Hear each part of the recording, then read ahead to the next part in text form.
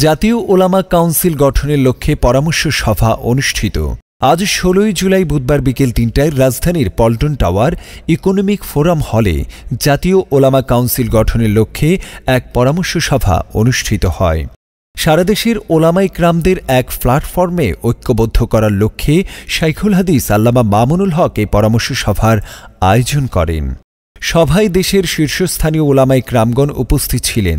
তারা জাতীয় ওলামা কাউন্সিলের কাঠামো, ভবিষ্যৎ পরিকল্পনা এবং ইসলামী আন্দোলনে ওলামা ইকরামদের ভূমিকা নিয়ে মতামত দেন।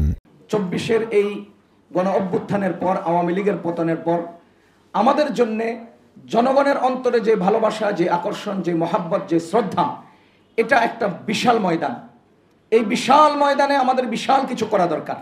সবাই বক্তারা বলেন, বর্তমান সংকটময় সময়ে ওলামা ইকরামদের ঐক্য অপরিহার্য।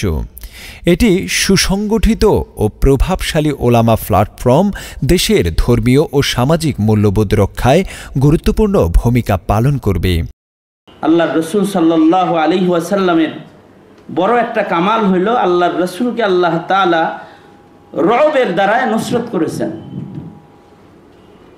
এই জিনিসটা আমাদের পূর্বপুরুষ যারা, তাদের কাউকে আল্লাহ তাআলা ৭০ বছরে দিছেন, কাউকে ৮০ বছরে দিছেন। শাইখুল ইসলাম রহমতুল্লাহ আলাইহি এটা ১০০ বছরে দিছেন।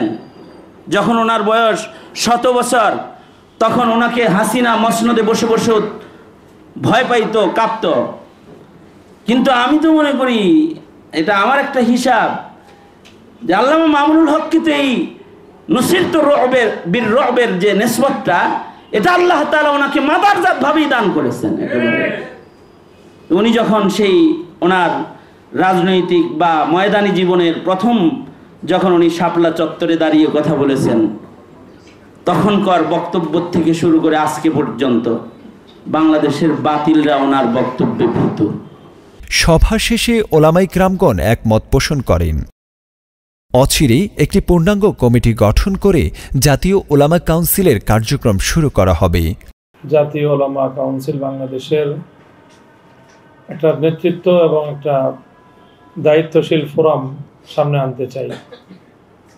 তবে এটার জন্য আমরা আরেকটু সময় নিয়ে ধীরে সুস্থে আরেকটু সারা দেশব্যাপী আলেম ওলামাদের মতামতের ভিত্তিতে সেই কাজটা করলে সেটা আমার মনে হয় যে বেশি গ্রহণযোগ্য এবং প্রতিনিধিত্বমূলক হবে। এই জন্য এই কাজটা করার জন্য আজকের উপস্থিতির মধ্যে থেকে আমরা একটা প্রস্তুতি কমিটি করে দিই, যারা নিজেদের মধ্যে পারস্পরিক একটু যোগাযোগ করে একটা চূড়ান্ত ওলামা কাউন্সিলের একটা কমিটি তারা প্রস্তুত করতে পারবেন ইনশাআল্লাহ। আল্লাহ আমরা যেন দেশ এবং জাতির খেদমত আঞ্জাম দিতে পারি।